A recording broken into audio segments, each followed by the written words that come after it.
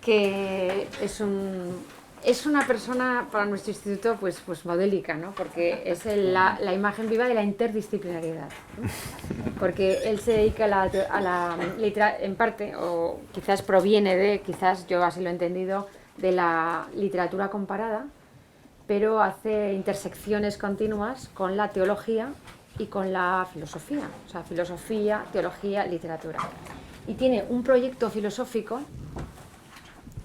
que viene a... O sea, tiene un proyecto filosófico que lleva desarrollando desde hace años en numerosos libros que ahora voy a citar, que tiene que ver con el aspecto revelatorio o de revelación de la poesía, y en general de la literatura.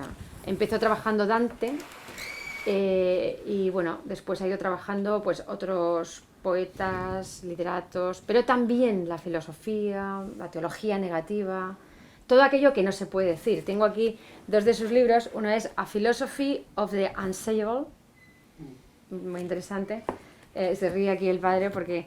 Y A Theology, y este también es muy interesante, A Theology of Literature, The Bible as Revelation, in the Tradition of the Humanities. No solamente la Biblia como puede ser considerada dentro de la tradición católica como una fuente de revelación, pero también como una obra literaria, pero en cuanto a obra literaria es fuente de revelación, like that, ¿no? More or less.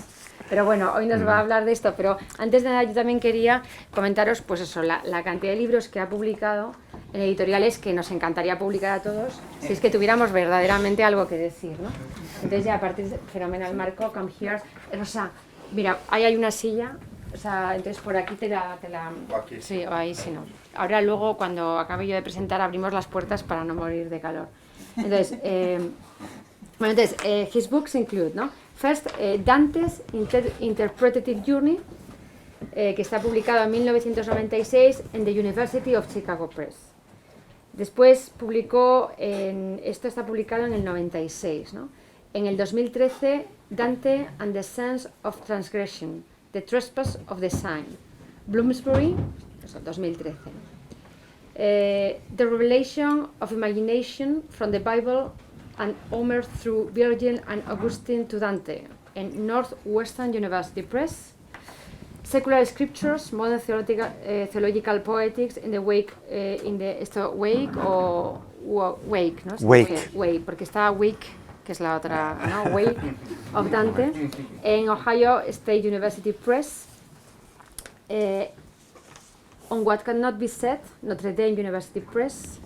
A Philosophy of the Unsayable, este que os acabo de mostrar, University of Notre Dame Press. Poetry and Apocalypse, Stanford University Press. En fin, quiero decir que es toda una carrera dedicada a un proyecto filosófico muy interesante. Ahora tiene otros proyectos, ya os envié la web de todos modos, tiene otros proyectos en cartera. Yo veo que es un trabajador infatigable porque si no es imposible hacer todo esto. No duerme, yo creo. Él es profesor, por cierto, en Vanderbilt University, pero ha estado varios años de profesor en Macao y también en Japón, ¿no? En Hong Kong. No, en Macao y en Hong Kong. No en Japón, ¿no? Sí, visitador, sí, posición. Luego, por supuesto, pues tiene la Fulbright Distinguished Chair in Intercultural Theology and Study of Religions at the University of Salzburg. Y también es Research Fellow of the Alexander von Humboldt Stiftung. Y Senior Fellow of the International Institute for Hermeneutics, en fin. Y perdón, ya ha estado en Turín, formación vale. relevante. Entonces, bueno, aprendió italiano. Quiero decir que, bueno, que esto, en fin, no es por alabar a nadie ni nada, pero también a nosotros que somos trabajadores, ¿no? En estas áreas sabemos lo difícil a veces que es que te escuchen, entonces, pues es que es un trabajo serio y, bueno, para nosotros es un honor que estés hoy aquí, William. Y nos conocimos en un congreso en Oxford en septiembre y la verdad es que, no sé, es como si yo tengo la sensación de que te conozco desde siempre, ¿no? ¿Sí o no? Sí. Fueron 2 días, gracias, pero fueron muy intensos verdaderamente, de conversaciones y de todo, y ya pues le invitamos y gracias a que Beatriz es francesa, pues se vino un poquito más cerca para que pudiéramos pagar el viaje y esto. Bueno, tiene la palabra, no quiero Okay. así han llegado ya todos ahora cuando ya Sí. la presentación. Muchísimas gracias, Sí, ¿no? sí. A Montserrat y a todos vosotros para esta oportunidad para discutir de la poesía profética en este seminario tan distinto, en este lugar histórico celebrado por Shakespeare y Hemingway. Sí. Bueno, es una gran emoción para mí. And at this point, I think I will shift to English, although you can choose your language when we come to question and answer. But I'm going to try to give a panoramic view of poetry from the beginnings in anthropological origins and orgiastic rites, religious cults, sacred dance, as well as in divination, magic spells, and incantations. And the end point of these reflections is really the postmodern apocalypse of poetry that witnesses to the obliteration of fixed and statable meaning in a kind of indeterminacy. And in this apotheosis, the meaning of poetry expands to infinity and explodes or implodes. As determinate meaning collapses, however, a plenum of sheer presence or absolute being in the word is freed to emerge into its own. Now, this apocalyptic event gives rise to reflection, and I see it then as the culmination of the history of poetry as a history of increasing self-reflection. And that really is the thread that I want to follow through a very long history and even prehistory of prophetic poetry.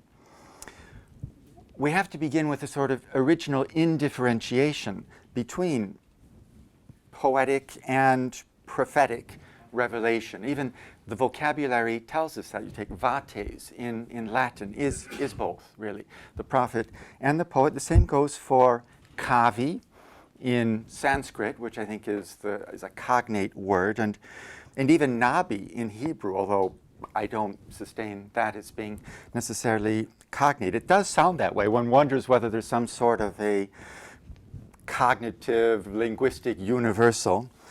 But the nabi as well, the Hebrew prophet, is very much engaged with the creative fecundity of verbal imagination. The word means bubbling forth, as from a fountain. So I think we can see really that it is poetic in its essence, and of course then the Hebrew prophets are all using poetic forms, parables, proverbs, love songs in Amos, Isaiah, Elijah, Ezekiel, and the rest. So these mantles of poet and prophet are very much interchangeable in primordial cultures before the strict social stratification of more later societies. We should include even figures like the shaman or the wizard, Merlin. They too are prophetic poets, where the two are undecidable. And that's really the starting point. Here's the undecidability between religious revelation and spiritual experience on the one hand, and creative imagination, poetic invention on the other. There's a symbiotic and reciprocal relation between them, between the revelatory and the rhetorical. This is something that I think we can find in societies really across the world and across history. The primary texts of religion are poetic texts. Take the monotheistic religions, the Bible, the Quran. Their sacred scriptures are always eminently poetic texts, and that goes as well for the Vedic Sruti, for Buddhist sutras. Each text stands as an insuperable work of literary genius, grounding on a bedrock of purported religious revelation a whole literature and culture. And I would include even mythopoetic folk epics, for example. The West African Bayajida, the American Indian Navajo creation myth Dine Bane, literally the story of the people. Thank you. Yeah. You know, these original Aboriginal cultures across the globe as well, I think, show us this inseparability, really, of the religious, mythic revelation and poetry at the early stages here of our cultures. And, of course, then I think we can go in the opposite direction and see how individual works of creative poets are also primary sources of awakening spiritual awareness and of cultivating religious sensibilities. The works of Homer, Virgil, Dante, Milton, and Klopstock, I'm going to really focus some on him a little later. But then also Mahabharata is the source text of Indian religion, and even in less strict, solemn ways, mythologies and religious histories of the Puranas, the Sufi poetry of Persia. These works aspire to achieve a more authoritative status as specimens of revelation characteristic of canonical and scriptural texts in a specifically religious sense. So here we have authors, we have poetic authors in the Middle Ages. I want to just mention as well Bernard Sylvestris, Hélène de Lille, who actually aspire to a kind of status for their works as religious revelation. And it goes then into lyric tradition, into modern lyric. Juan de la Cruz, in some ways, I think, is on this line as well. Thomas Traherne, Silesius Angelus, Tagore would be another. The most ambitious poetry, by its nature, reaches into the realm of the religious, in which all things are tied together, religare, into a unifying type of vision. And this goes still, I think, for the poète maudit, Baudelaire, Rimbaud, Verlaine, among the founding figures of modern lyric tradition, still in negative or inverted forms. There are prophetic claims being made in their poetry. And then even in the movements, Futurism, Marinetti Dadaism, Hugo Ball, Stefan Georg's modernist religion of art, these are manifestos of some kind of transformed prophetic revelation.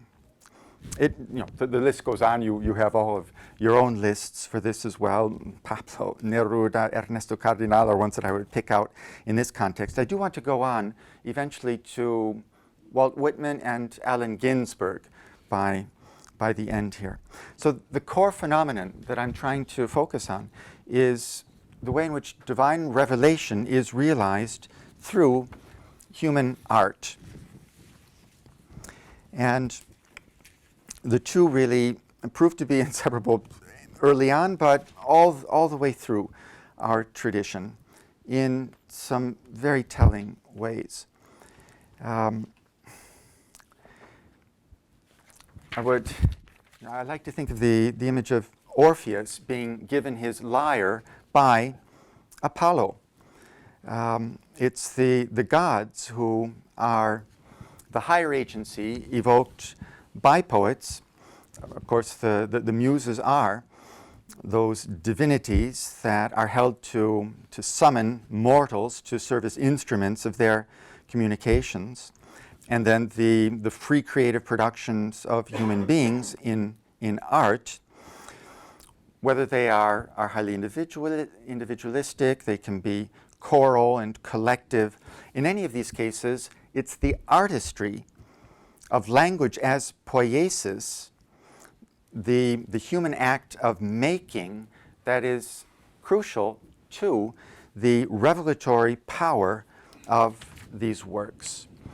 So we have two aspects. One is being receptive to a higher kind of a revelation. The other is the deliberate, self-conscious crafting of a work.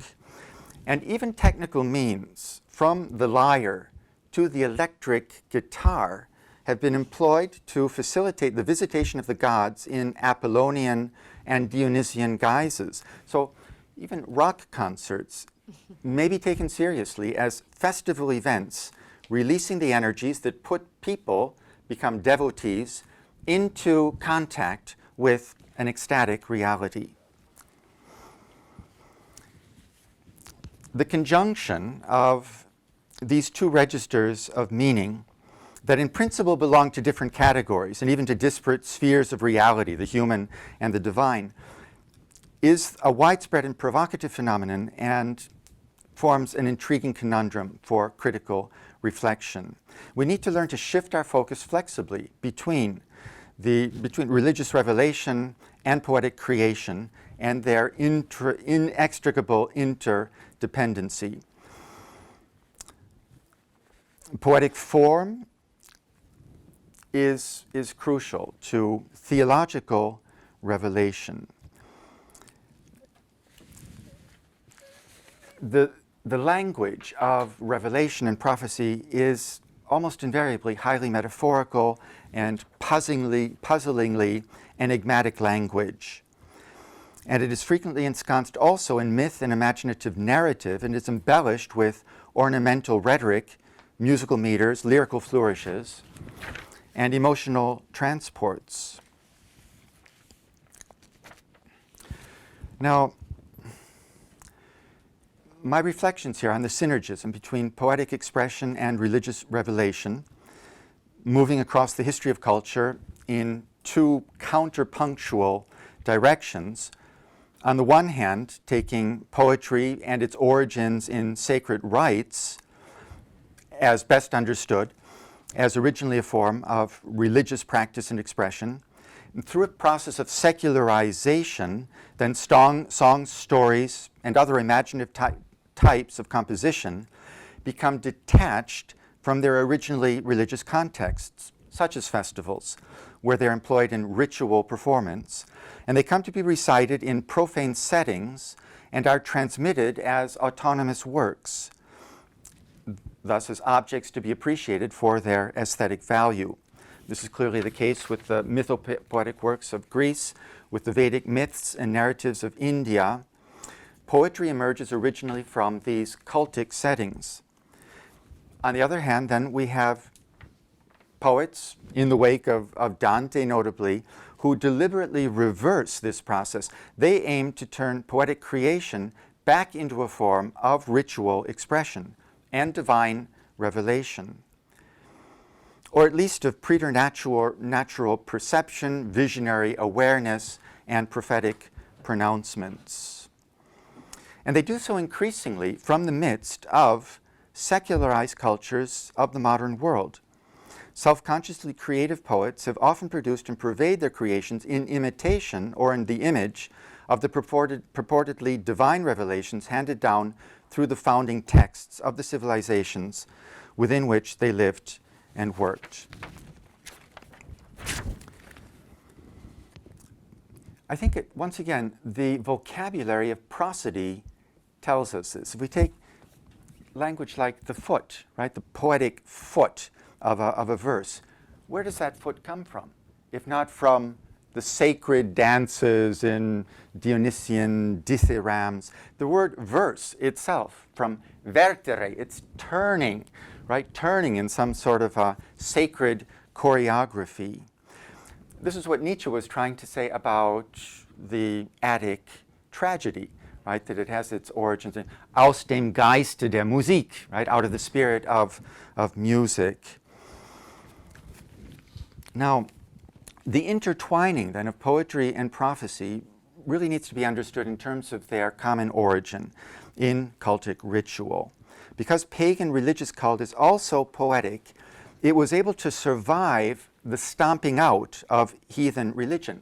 The muses, the sibyls, they were preserved as poetic figures by Christian hermeneutics, even when those sacred cults were rejected. And even St. Augustine does actually recognize them if you translate them into some sort of a poetic register.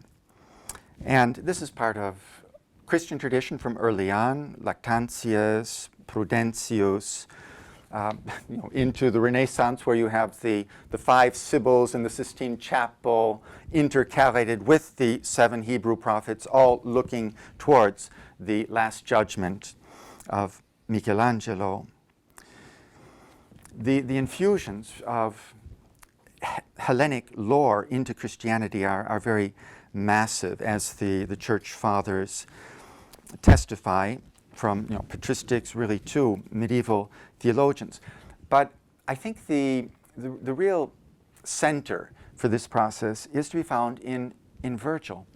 Virgil, as the pagan prophet, Christianized, baptized, blessed by Dante principally, although even long before Dante, Faltona Proba in her Cento takes fragments from Virgil's works and constructs the biblical narrative from Genesis, the flood, all the way up to the Gospels on the basis of Virgilian texts. So there's a long tradition really antedating Dante in order to prove this.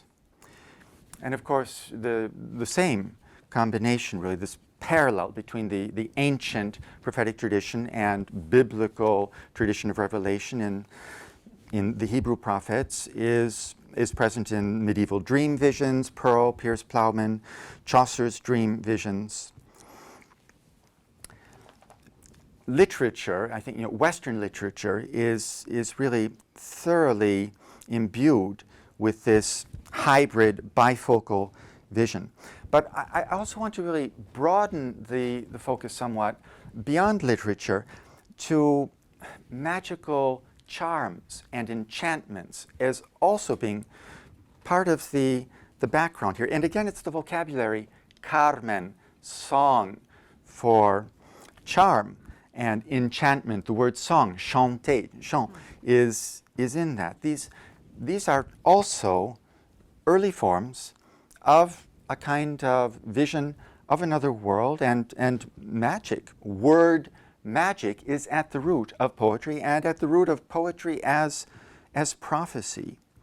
There's documentary history for this. The Merseburger Zaubersprüche are oracular spells. And this is really at the very beginning of German literature. I think this text is often seen as the first 10th century Old High German manuscript, which does make the tradition of literature begin from a kind of an oracular revelation. And this is a cross-cultural phenomenon. You have the oracle bones on the tortoise shells in Shang Dynasty China that are really testifying, I think, to the same story. And I would like to bring in just the general background here, even sort of nonsense language of poetry, children's poetry, Edward Lear, Lewis Carroll, E.E. Cummings. There's something of this symbiotic relation between revelation of a higher order of reality and the poetic word that's also speaking in this literature. Even take the child magician's hocus pocus. Where does that come from? Hoc est corpus meum, right? There's the religious ritual is still being uttered in some way. Those magic words. Words adds magic because of the strange effects of sound. This is crucial to opening another horizon to a higher order of meaning, higher than simply the dictionary sense of words. And it opens language to the infinities and the indeterminacies that really are a kind of entryway, I think, for the speculative sort of prophetic poetry, which is what I'm driving towards here in that German tradition, which was alluded to. On the way there, I would just also like to mention the idea of symbolic efficacy, because that's part of the magic word. L'efficacité du Symbol, Levi-Strauss, or die Allmacht der Gedanken, the omnipotence of thought in Freud, of thoughts, lyrical verse in poetry is still deemed, I think, to have a certain power over spirits on the basis of this kind of an anthropological background. Belief is in itself powerful and influences human beings in their actions and their way of framing their world.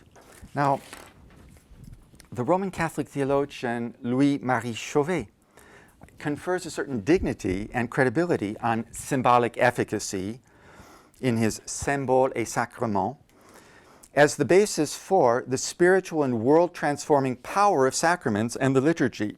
His sacramental theology leverages Heidegger's fundamental ontology and the anthropologies of Victor Turner, Claude Lévi-Strauss, Éric de Rosny, in order to deeply probe the way that symbols establish and redefine human existence. His theory of the sacraments accords symbolic efficacy a philosophical and social scientific grounding. In some manner efficacious, lyric verses, optatives, and apostrophes still work their beneficent or maleficent effects just by pretending to induce things in the outer world to comply with human wishes. Things can be made to conform, at least in intentional representations of an inner world that can be collectively shared, right? We're creating with poetry, as with religious rites and sacraments, we're creating an intentional kind of a world. And it's really far from clear that human worlds are anything but intentional worlds, or that we can have worlds without that kind of a structure where intentions do bring worlds into existence. This is why Heidegger is part of Chauvet's project. I would really single out the moment of apostrophe as being crucial at the heart of the lyric, right? Of evoking as a kind of a magical formula, evoking divinities. Or even let's take a poem like Shelley's O Wild West Wind. That's an invocation, invoking the wild west wind as a spiritual power, which actually then identifies itself with the poet's own agency. Shelley implores, O wild west wind, thou breath of autumn's being, to hear, oh hear. He beseeches it to make me thy lyre. Right? It's the poet who actually becomes then the embodiment, the instrument, the lyre of the west wind. His own words become the embodiment of the spirit he invokes and enjoins, to speak through his own lips, the trumpet of a prophecy. That's the end. It's the end of that poem, I believe. The poetic word's power to reshape and revolutionize our human world comes to a climax, I think, in the epic prophetic tradition. This is really where my own work concentrates, Dante, Milton Blake. And it's the power then of poetry with a certain apocalyptic claim to renew the human and the historical world that I see as giving us some of the deepest reflection about the kinds of poetic, prophetic instances that I've evoked from very different contexts. Now let's try and concentrate some on how this can realize itself in reflection. And actually, reflection itself becomes the locus for prophetic revelation in the tradition that I want to trace, especially into Klopstock, Hölderlin, Novalis. Of course, they're building on a German romantic and literary tradition about the Zauber. Yeah, das Zauberwort, the magic word, is really crucial to German Romanticism. You have Eichendorff, a song sleeps in all things, which dream on and on, and the world begins to sing, if only you find the magic word, das Zauberwort.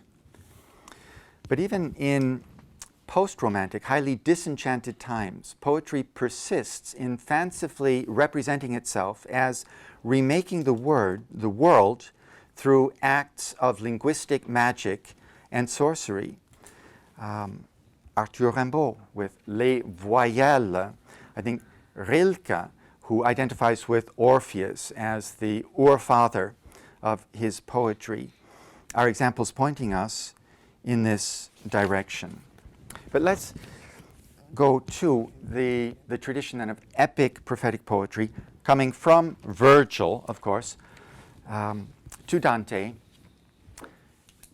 We have to think of what prophecy really means in this tradition. It's not so much predicting the future. It's really interpreting history in the light of some sort of an inspired insight into the meaning of the universe and the ultimate goal of history. This is really what Dante sees in Virgil. It's a kind of typology. It really is biblical typology, which Virgil uncannily anticipates, the way in which he takes Roman history and presents it as a vision of the future to Aeneas, who is an archetype representing the virtues and incarnating all of the virtues that the Roman people need in order to make history become the triumphant story that Virgil is trying to tell. But history is presented as a prophecy, right? This is in Book 6 of the Aeneid. Aeneas sees the whole history of Rome unfold before his eyes as something that is going to be achieved. It's going to be achieved on the basis of the virtues that Aeneas embodies, that are exemplary for Caesar Augustus and Virgil's contemporaries. This is not what has happened. It's what is supposed to happen, the way it's presented to Aeneas. And in a way, it is that too for Augustus Caesar. They have to make history in the present and in the future in a way that is worthy of the archetypal forebear. So that prophecy is speaking into the present. It is an imperative, right? It's not just telling what's going to happen automatically. Quite to the contrary. It is an injunction in order to act worthily so that history can redeem itself and can show the potential for universal peace, right? The Pax Romana. That is far from being a reality, it's an ideal, and that's really what Virgil is urging upon Augustus Caesar, because the whole epic is tragic at the same time. He's showing the bloodbath that Roman history has also been. There's this constant voice of tragedy that's whining through the epic. Now, Dante takes Virgil and makes it then into this Christian epic tradition that we can follow to James Joyce is really where I sort of put one of the crucial destinations of this kind of prophetic, poetic tradition, the Christian epic tradition. But the theoretical reflection about this tradition, I think, becomes most acute and penetrating with the Germans, with Klopstock. Right, we're in the 18th century here. Klopstock's epic poetic work, Der Messiah, together with his 5 religious odes or hymns and his reflections in theoretical texts, offer invaluable insights into the nature and purpose, as well as the means, of poetry as an instrument of prophecy. They are foundational for another major axis of prophetic poetry. Right? I've said Dante, Milton, Blake, but there's also Hölderlin, Novalis, Rilke, Stefan George. Klopstock explores in detailed aesthetic reflections the ways in which poetry can become the vehicle of theological revelation. the phenomenology of the negative experience, of incommensurability, of not being adequate to the experience of God, or more exactly the experience of God's difference from us, figures prominently in Klopstock's understanding of the aesthetics of the sublime, as what alone enables us authentically to encounter God and to communicate something of this ineffable experience. For Klopstock, philosophical reasoning about God is far too subject to the illusion that God is like us and can be understood by our own intellectual powers and principles. The prophet, more than the philosopher, is predisposed through ecstasy in the presence of the mysterium tremendum to experience the radical difference of the divine from the human subject. Precisely this experience is what moves prophecy beyond any rational power of control over itself. Klopstock emphasizes very much the liveliness of poetry, of its perceptions, the dynamic being moved, Bewegtheit of poetry as crucial to the prophetic vocation. He really moves prophecy into a register of aesthetic experience and expression, with a certain emphasis on this moment of Verstaunen,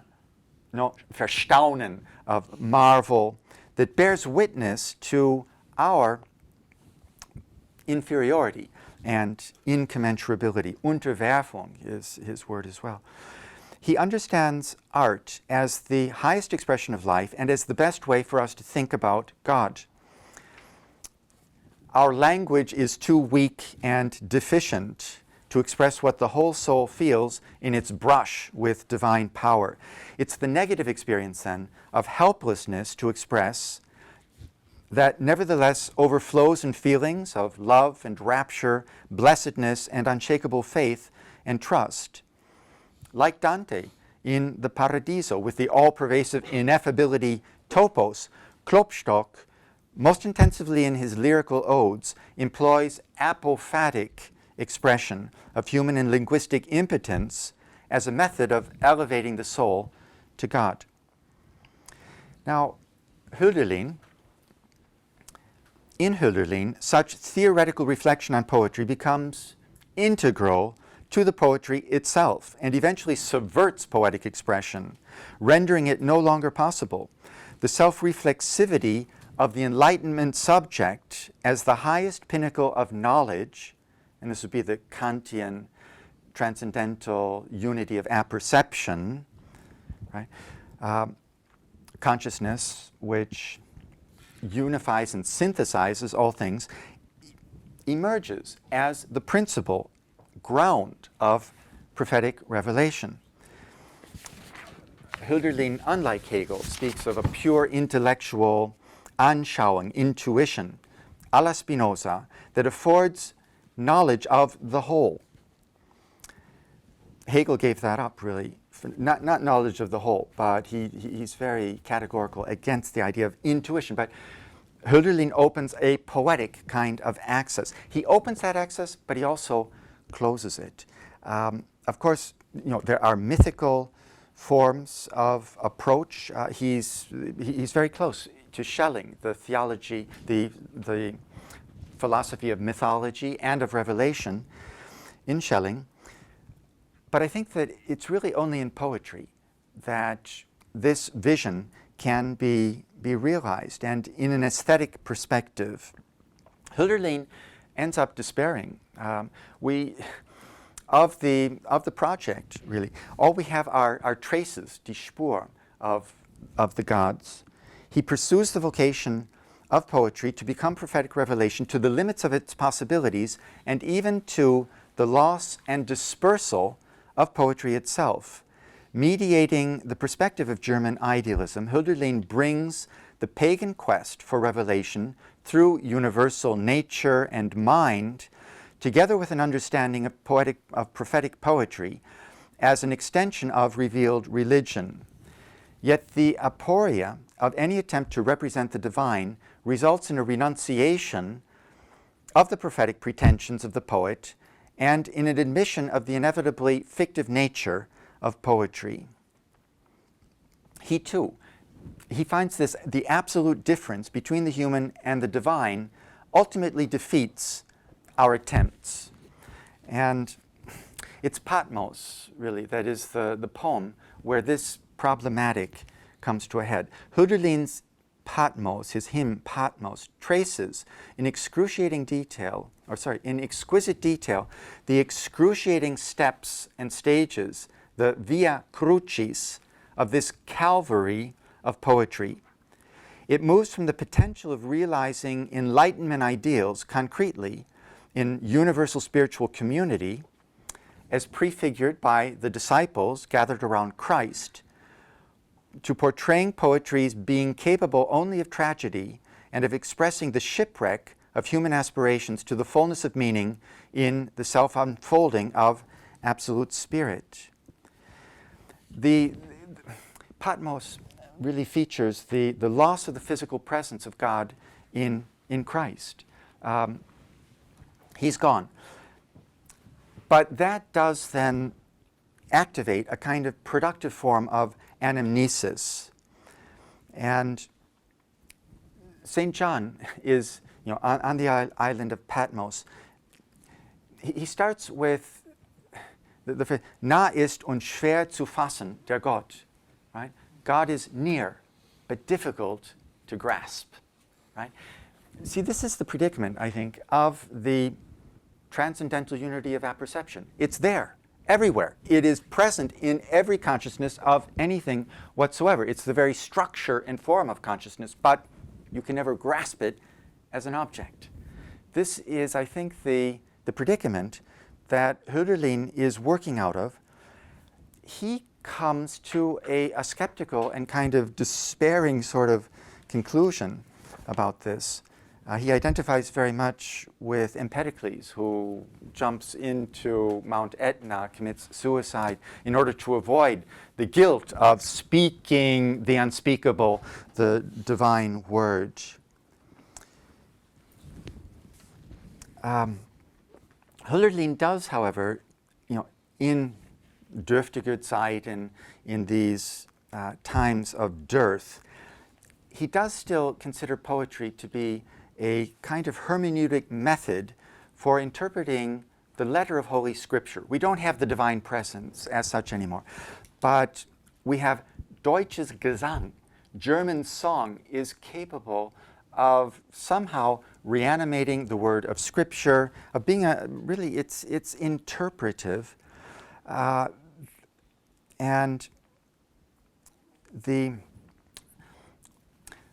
question is whether there's some way of recuperating the incarnation of God in Christ. And I think it's really the German Romantics, Novalis, but also Schelling, who take a step beyond Hölderlin in this. They really enter into the impasse, the night, right? It's the figure of Hymnen an die Nacht, to cite Novalis is certainly one of his greatest works. It's the impasse to expression becomes, for German Romantics, a space to be explored. It's no longer simply a limit that you can no longer go past. You enter into that night, and it becomes sensuously present and expressible in various different ways. Even though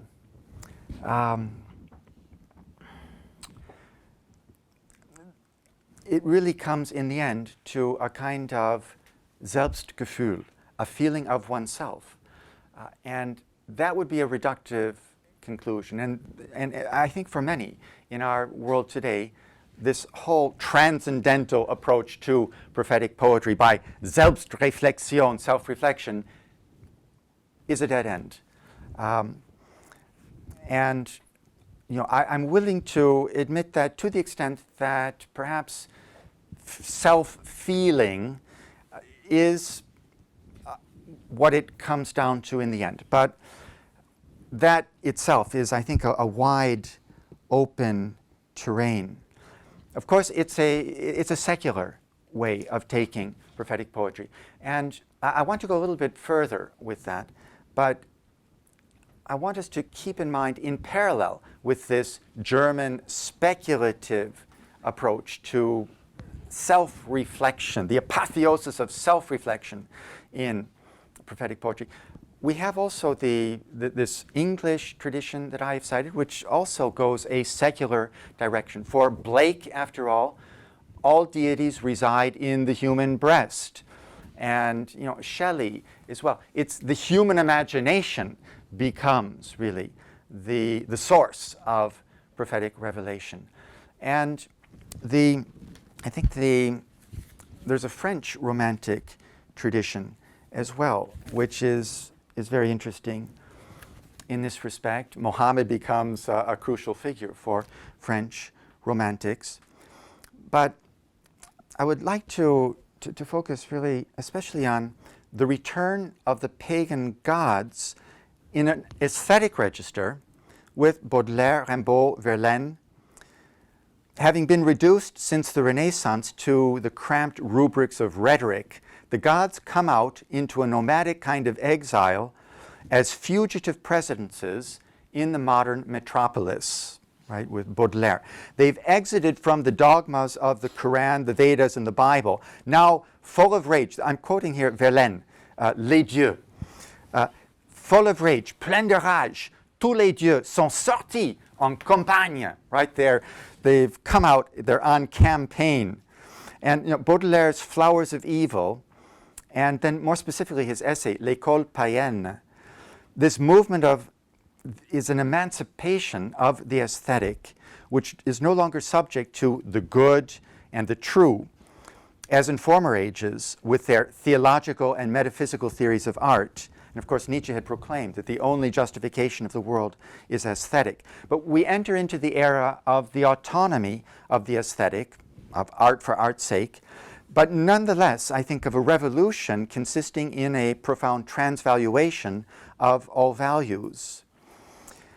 It's the passion for art that becomes measureless and uncontrollable.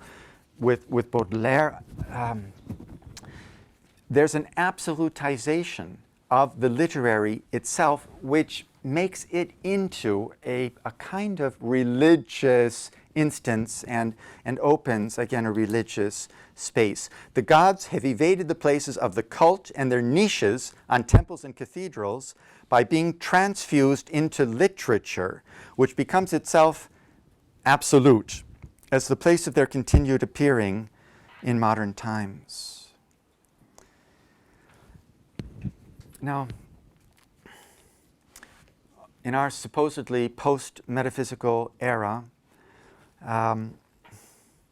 we might also find the place for prophetic revelation in the unconscious, of course. There's a lot of literature about this. The Nachtgeräusche, Conrad Meyer's finding in the inspiration of the muses is transmuted into elusive, indistinct murmurings, half apprehended in the interstices between nature and culture, between sound and sense, between bodily sensation and linguistic signification. We have the miracles of telecommunications in our postmodern age, which realize a kind of kingdom come in the omnipresence, right? We can see any part of the world with our satellites, a realized eschatology of this virtual hyper-reality. This too, I think, is in some ways a kind of poetic, prophetic realization of the dreams of former ages. But what I would single out as being really the most fertile, growing tip of prophetic, poetic awareness in our time presently is rather the self-reflection. This is where I'm trying to give a more reverent reading of Hölderlin's legacy. Self-reflection on unknowing as an existential relation to the all, that opens prophetic revelation in a negative theological register.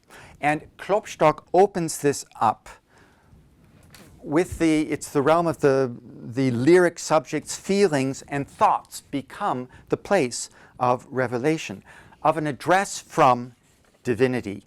It's the address from divinity and its loss which really become the place of revelation.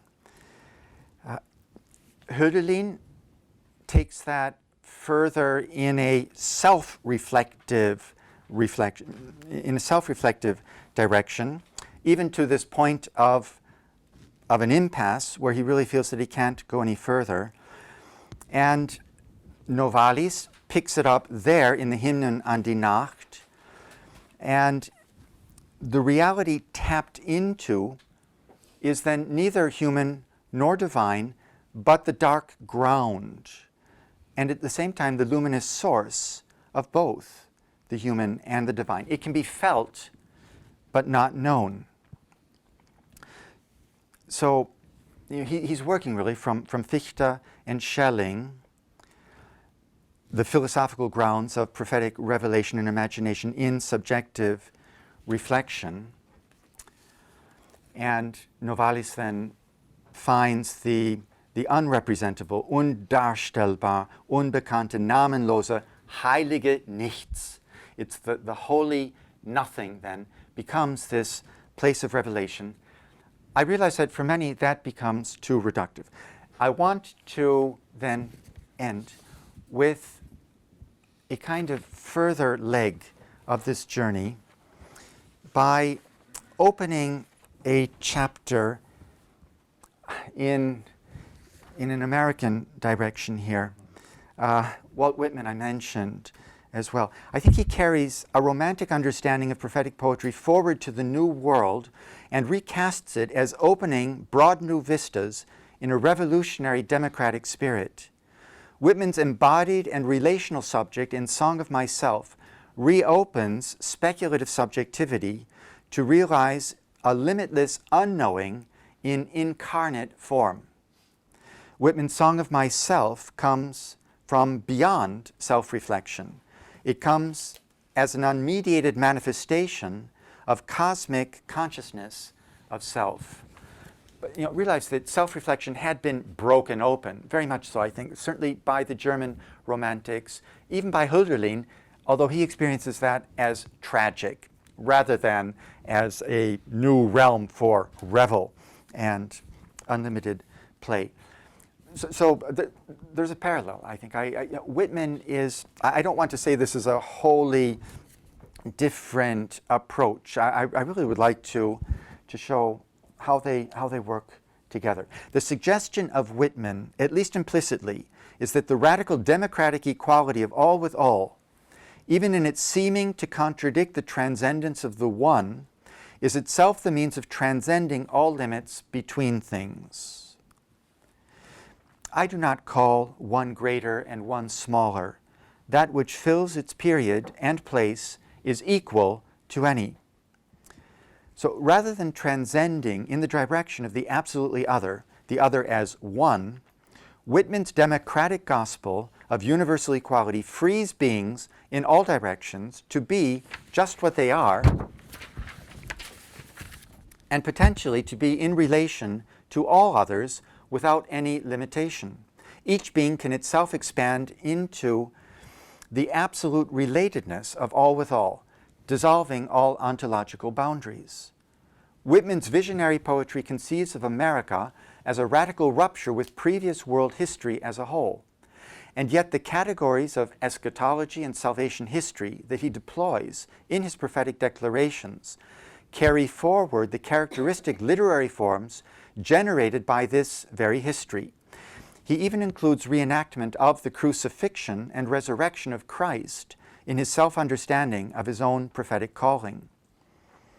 He appropriates these figures as mythic archetypes for the cultural historical projection of his own lyrical biographical self as self-consciously sacred in its infinite self-unfolding.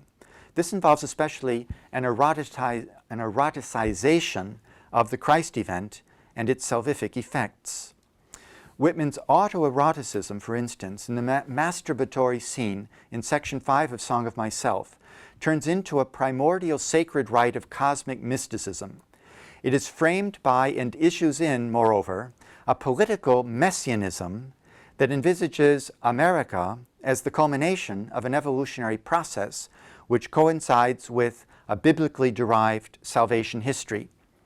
Whitman's prophetic word, in this manner, moves beyond the aesthetic realm and steps out beyond the bindings of the poetic text to become an agent effective in history, a leading participant in shaping the future. This is what prophetic poetry has always been about. For Whitman, not unlike Herder and Hamann, for whom poetry is the mother tongue of the human race, the Bible is the model of a poetry that is the authentic voice of the people. Here a self-reflexive moment is still key, yet now as integrated with the body, with a corporeal authorial presence. Whitman stages crucifixion and resurrection as quintessentially self-reflective moments in which I discover myself through detachment and self-negation. He wishes that I could look with a separate look on my own crucifixion and bloody crowning. This Christic vocation embodied in self-sacrificial love that extends to others by nursing them even on the point of death entails reflection on the poet's resurrection in and as a textual body, and even in and as the reader. Whitman's final poem, So Long, which is the envoy for his Leaves of Grass, effects a future-oriented opening of his oeuvre to a new and further creative phase in the hands and the body of the reader, whose breath and pulse are felt in the poet's own.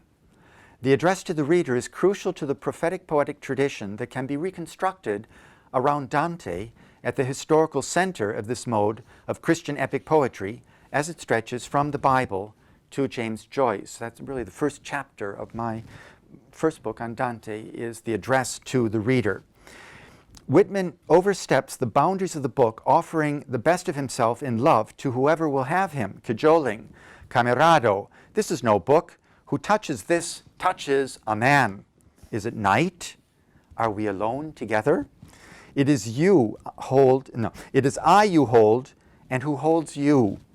I spring from the pages into your arms. Decease calls me forth. Right? It's because he's deceased that he's present, right, in the book here. The book that has exploded its very being as a book.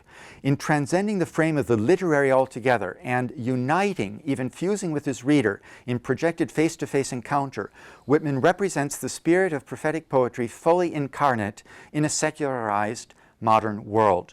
His Song of Myself carries self-reflection beyond consciousness to the body in all its universal relations. This is in some sense a Christic body, sacrificed for the salvation of all readers anyway. And in the prefaces of Leaves of Grass, or To Leaves of Grass, and in his Democratic Vistas, Whitman takes over the traditional vocabulary of prophetic poetry in order to outline a realized eschatology of the kingdom of God on earth in America as the restoration of the paradise that was lost through the old world's inveterate forms of enslavement and hegemony. In these theoretical discussions, but most of all in his poetry, Whitman forges a future-oriented religion of democracy. This shibboleth is used as practically synonymous with America and exudes a virtually unlimited optimism with regard to human progress and perfectibility. Even though the American Civil War introduces a note of tragedy and brokenness into the body politic, which is potentially the body of Christ. Yet in some respects, Whitman represents a radical break also with the prophetic tradition in its self-reflexive, self-critical orientation. He substitutes in its place a new national identity that is oriented wholly to the future and bent on exiting from the past rather than on recapitulating it in bono and thereby redeeming it.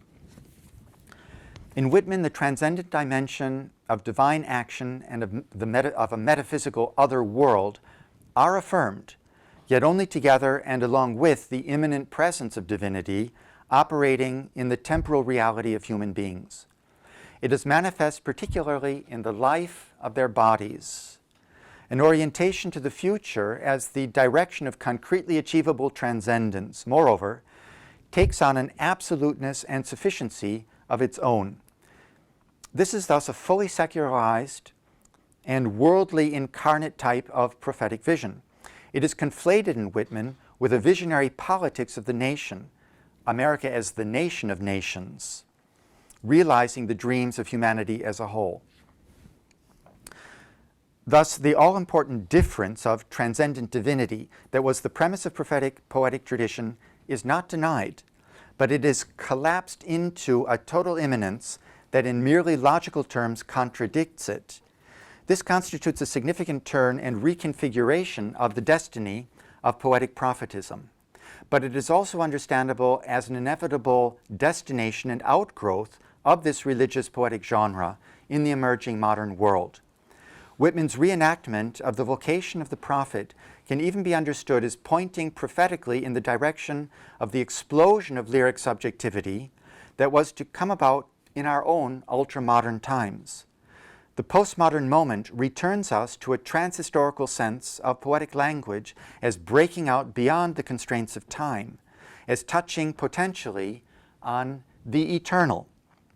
Suddenly, I think it becomes possible to reawaken in mysterious new senses such pre-modern idioms that spoke or sang the notes of truth and eternity to untold generations of our forebears. And this, I submit, is a heritage that is well worth cherishing and cultivating. Okay, thank you. Muchas gracias por esta magnífica lección, ¿no? Por este magnífico seminario. Bueno, ahora tenemos un poquito de tiempo para las preguntas que tenemos que ir formulando, porque ha sido un discurso rico, muy rico y con mucha carga, en un tema que habitualmente no tenemos aquí. O sea, digo, porque no trabajamos tanto con tema literario, ¿no? Más filosofía, etcétera. Pero bueno, si lo entiendo bien, la idea de que efectivamente hay una relación inextricable entre la poesía, en parte la poesía épica que ha ido glosando, y el ámbito de lo divino, que es difícil de expresar, ¿no? Que no se puede eso apresar con los conceptos. Siempre ha estado ahí. Hay un mundo de lo divino, un mundo de lo humano, y es difícil. Y la poesía es una vía o un acceso posible a eso. Precisamente en las religiones, ha empezado así, ¿no? La conferencia, en las religiones no ha habido otro modo de expresión que el poético, y por eso Mercedes preguntaba el otro día al final del seminario sobre el canon, si Dios ha querido revelarse, ¿por qué nos lo ha hecho tan difícil? Sí, Mercedes, se lo he contado antes, ¿no? Decía, pero bueno, si Dios ha querido revelarse, ¿por qué nos dice con tan poca claridad, ¿no? Claro, la cuestión es que ahí hay si lo entiendo bien, hay un decalage muy importante entre el mundo de lo humano y lo divino, y no hay acceso posible. Y en ese sentido, el proyecto de... Tienes ya una pregunta, don Pablo, pero el proyecto de William está en esa línea muy heideggeriana a ver, Alex, de overcome, de traspasar la ontoteología, ¿no? De alguna manera, ¿no? Porque de alguna manera es que la ontoteología no puede dar con Dios, ¿no? De alguna manera, pero a su modo, no como Heidegger, no como, ¿no? Yeah. Sí. Bueno, tenemos una pregunta. Okay. He ocupado el espacio suficiente, don Pablo. Thank you very much for your words. And so congratulations. Okay. And I apologize myself because I have to go. That's because of my blurry employment. As I was hearing to you, I was remembering this book of George Steiner, Real Presences. Yes. Real presences. Real presences. That's an analogy between the Heideggerian idea of the epiphany of truth in the works of art and the real presence in the Eucharist. He puts this exact example. And I was thinking that that's what we call, from the Christian perspective, analogy. That has to do with the biblical typology that you have explained very correctly, very well. But at the same time, we speak about analogatum princeps, that's the real model, and other participations of these ideas. For example, for us, the analogatum princeps could be the God's word. That's not only a prophetical word or prophetical Prophetic. sorry, Prophetic word. prophetic, presence, but also a divine presence. That's in the same way for also in incarnation. That's a real presence Yes. of the Yes. Logos Yes. in that person of Jesus Christ, or in the sacraments, and especially in the Eucharist. Yes. So my question would be, do you agree with this analogy? Yeah. Analogy. Right. Or Yeah. maybe Yeah. Well, yes and no.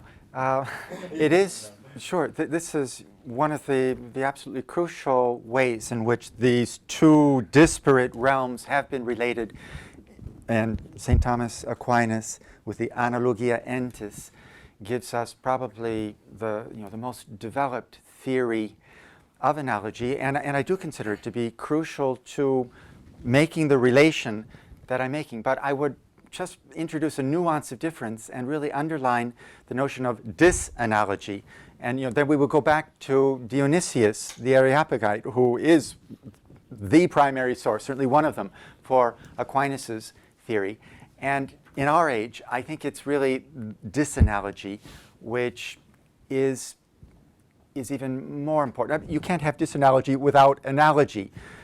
But rather than being able to articulate in a systematic way the relations between these orders of reality, we're in an experience of diseguaglianza. That's a quotation from Dante's Paradiso. It's this experience really of disanalogy, which opens us to a relation that we cannot systematically articulate. So, yes to analogy. And I think real presence happens. Maybe we can't define it. Maybe it's a real presence that we don't even know exactly how to define doctrinally. So we need poetry to express this experience, where the dogmas, inevitably, the dogmas are important and they give us language and analogical paradigms. But I think we need the poetic realization in order to prevent those dogmas from becoming deathly, death sentences literally. And I think that I agree that Steiner in Real Presences is trying to make real presence possible for us once again. He's a very severe critic of Heidegger. I don't really see his maneuvers so much as being Heideggerian. It's against Derrida and the evacuating of any kind of real presence that he's really writing there in that wonderful book. Yeah. I was remembering also for your erudition and the knowledge that you have of all sources. Yeah, far from that. Okay. Thank you. Thanks so much for your Gracias, question. don Pablo. Gracias. Carl tiene una pregunta. Yes, yeah. Thank you very much for this lecture. I mean, you touched so many things. We could raise many Too many, yeah. questions, of course. I was wondering. I have two questions, very concrete questions. I was wondering what you meant by what prophecy and religious revelation really means. Right. Because you were using the term renewal Right.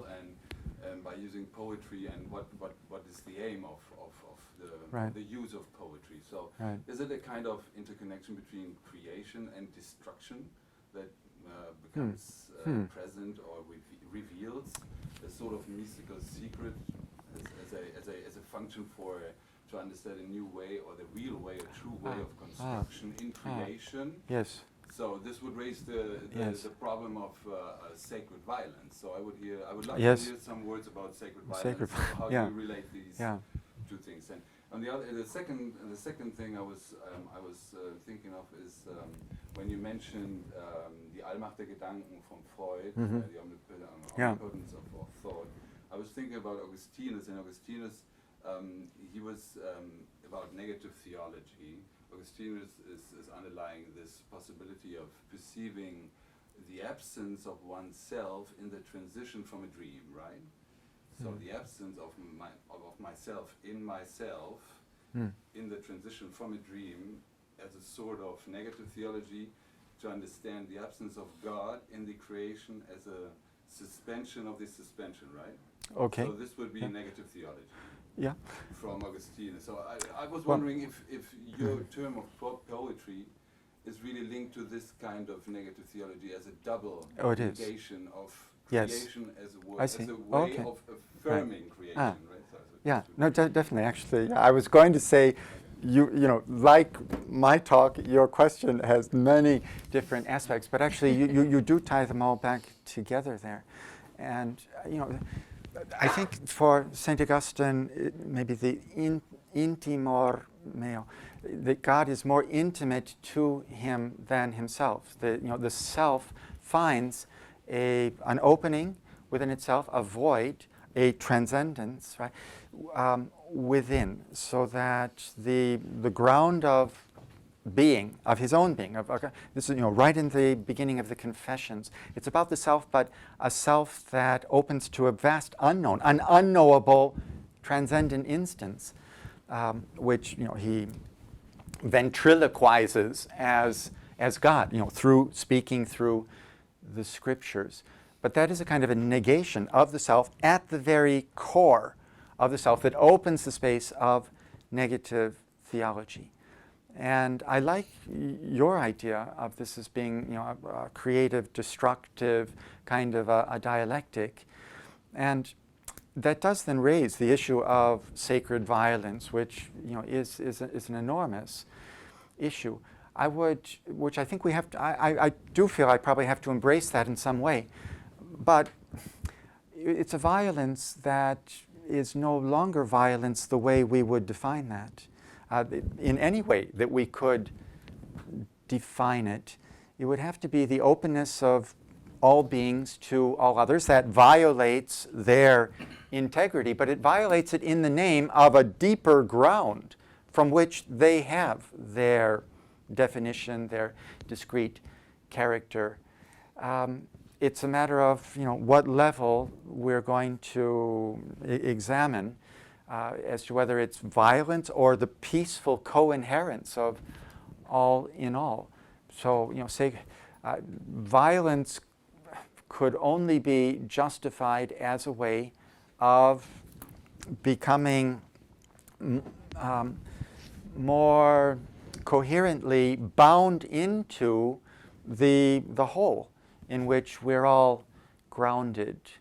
But sure, I think the discourse of sacred violence comes from that kind of an intuition in someone like René Girard. La violence et le sacré. Even though you know, he's very much focused on a certain model of mimetic desire, but it's interesting to read him in a negative theological key, which can be done. I don't think that was his project at all at the outset, but as it evolved, I think it actually moves that direction. Some of the readings of Job, in particular. But, you know, to try and hit on some of the points that you raised, which, you know, all of them really invite more in-depth response. Yeah. Thank you so much for your interesting lecture. I have a question in relation with contemporary secularized society. Can a secularized society be able to produce a poetry, a theological poetry, able to implement a vision about religious, prophetic future? I'm trying to better interpret it. Right. This Yes. kind of analysis. Yes. At the beginning of your interesting lecture, you name the word Nabi. That in Arabic, as in Hebrew, it defines the prophets. But in the Quran, for example, there are few verses in which the understanding at the beginning of the prophetic age of the Prophet Muhammad, in which it is emphasized in the Meccan era, in the Meccan prophetic era, that is not a poet, is a prophet, in which it is clearly distinguished the figure of the pre-Islamic poetry and the figure of the poets and poetry in the pre-Islamic society with the figure of the prophecy and with the Abrahamic tradition about the prophecy, the Islamic Abrahamic tradition about it. So also, if we consider the Sufism within Islamic theological analysis and the Sufit understanding, the poetic Sufit mystical understanding of God, the poems are not related to explain or to give an image of God, but to explain the inner feeling that it's able to move every singular human being to try to reach the Tawheed, the unity of God. Right. So there is a clear distinction between, in a clear distinctive and different society, Islamic societies, between what poetry is able to reach and what it cannot, describing God or being able to describe it. Right.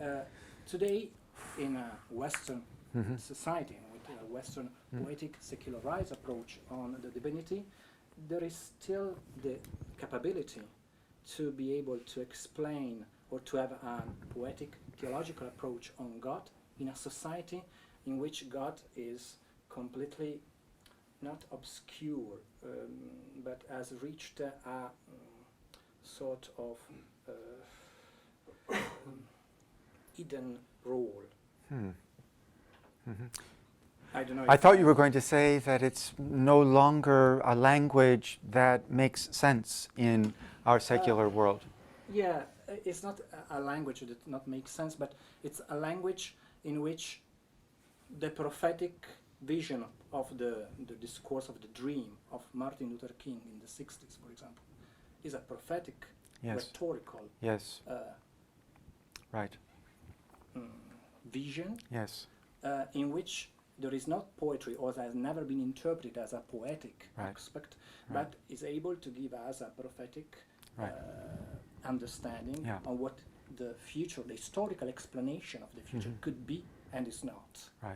But poetry that today has assumed since the 19th century or probably also before a much more secularized position on theological religious aspect is still able to give and to give us something to interpret, to theologically interpret the vision of God. The problem of a secular world, and that being the frame of our discussion, is one that I think the Islamic world has experienced quite dramatically, as has the so-called Western world as well. And if we speak from within a secular framework, then the kinds of solutions and propositions that I'm offering don't really make sense. I'm trying to actually position myself in a post-secular mind frame and really to break the frame.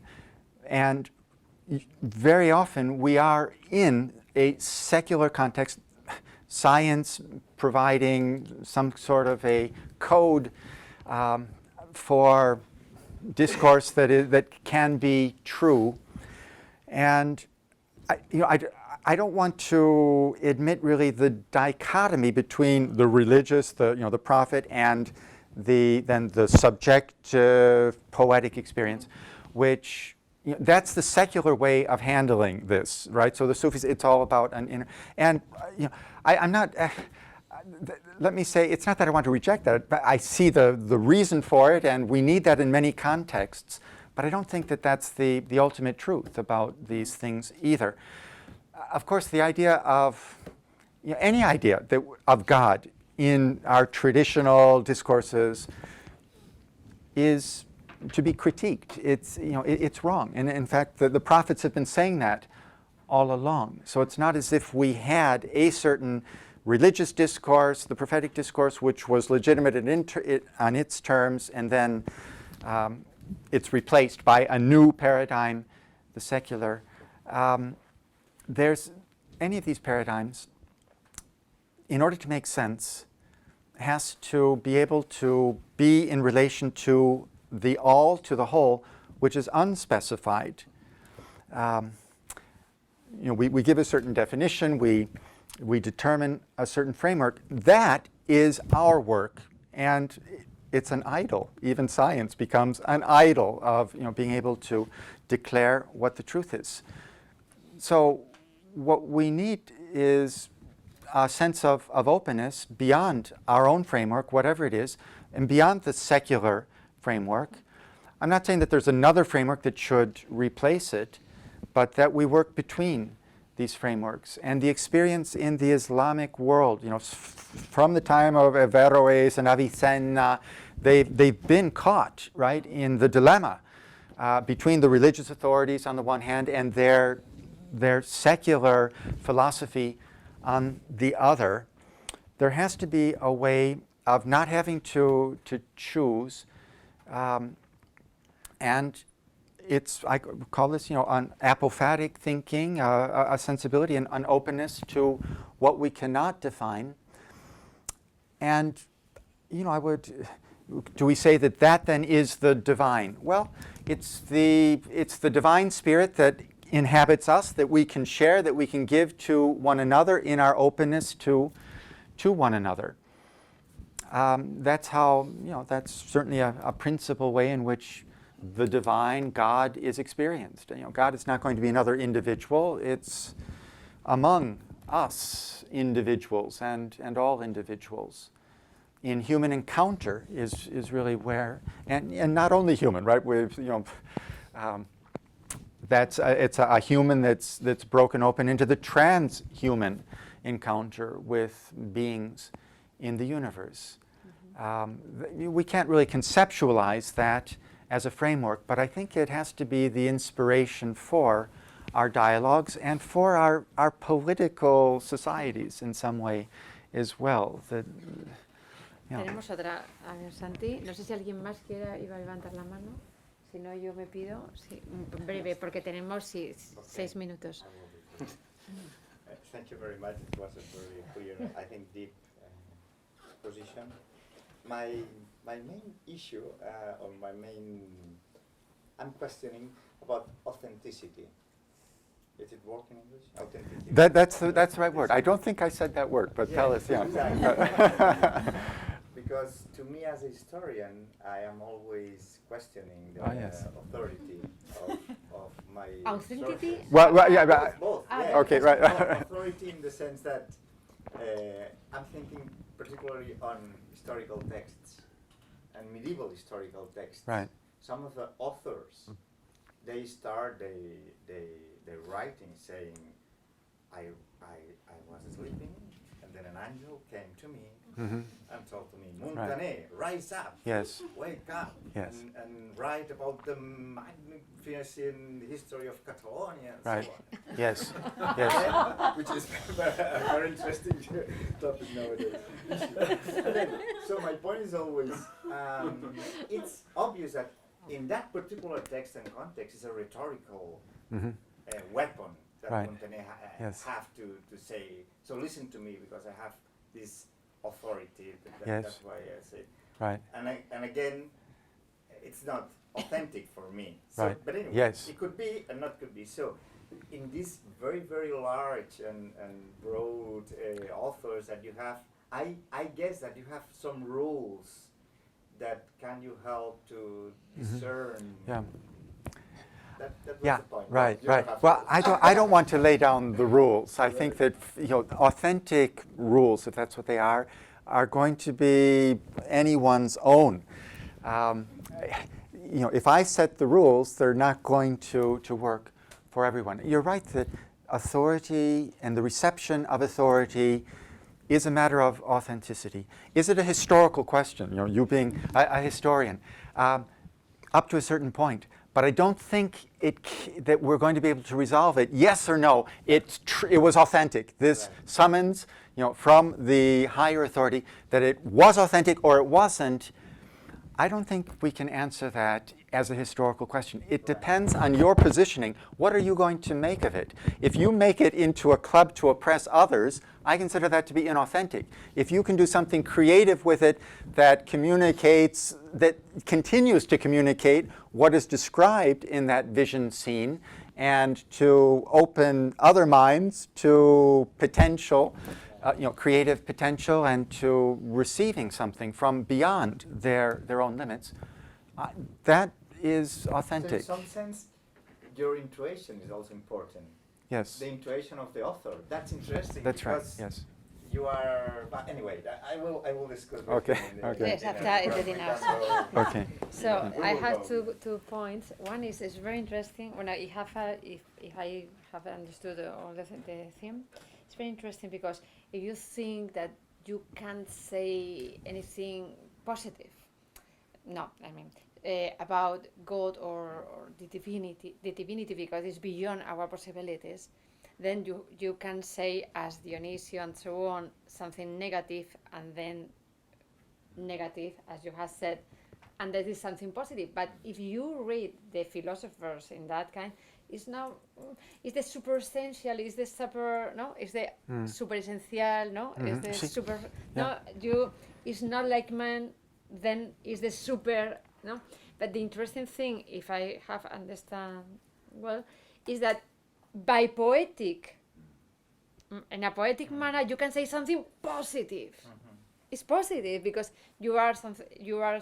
it's positive in the sense that it's an experience of the divinity what you are telling, like San Juan de la Cruz. In the sense explicit or No, No, not, it's not saying it, but the absence, right? It's Positive in the sense that I mean, in the sense, makes possible to say something about God. Yes. exactly. Yes. Positive in the Yes. sense that Yes. to say something, to say something, Alright. because Yeah. otherwise you don't say anything. Mhm. That is, you That's don't right, say yeah. anything because Yeah. to say, as you have Right. written, to say that God is this supreme being is to say nothing. Or, for example, very interesting in our seminars about the absolute power of God. What does mean? And that is incredible, complicated because at the end you become in contradictions.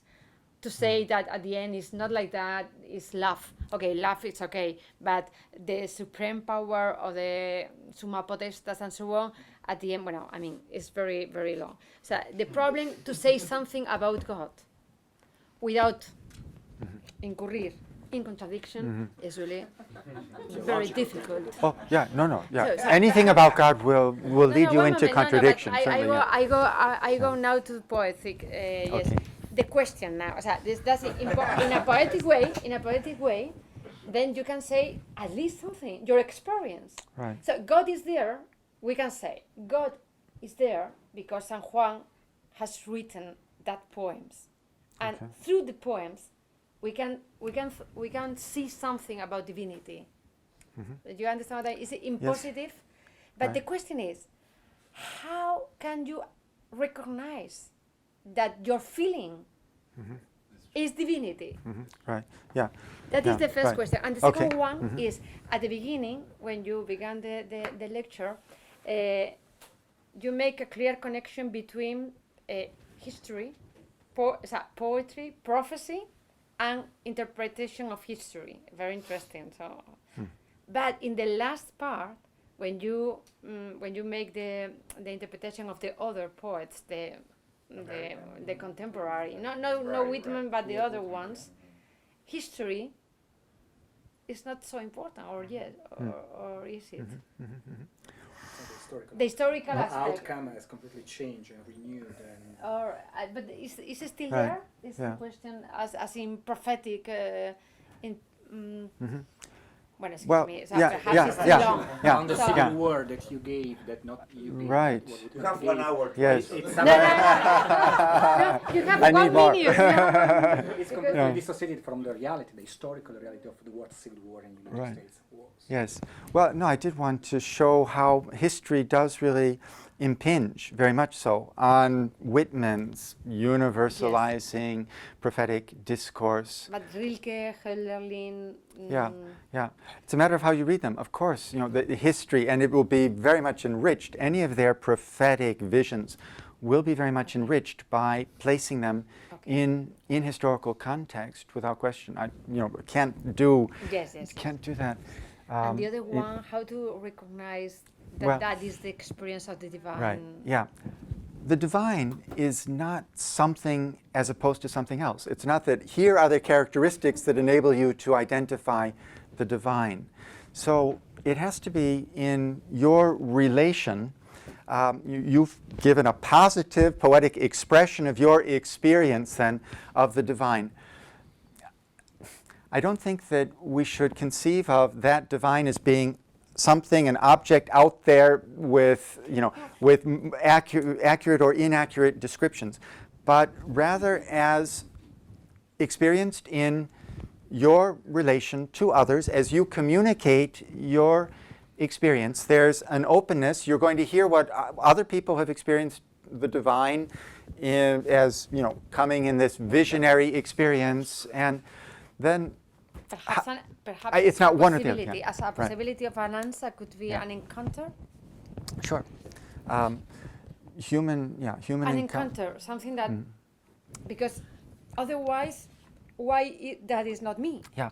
I mean, This is why history is encounter? so important. History gives us the models, the examples, the paradigms that enable us to interpret our own experience. That's why I talk about God, because of this amazing history that we have. Otherwise, we wouldn't have it. What does that mean? But it has meant things, and the meaning then is determined pragmatically by what it inspires, what people do in the image of that divinity that has been revealed to them. So history is absolutely essential to contemporary prophetic poetry, as I understand it, and to my own. It's so yeah, thank you very much. yeah. It's almost okay. Thank you.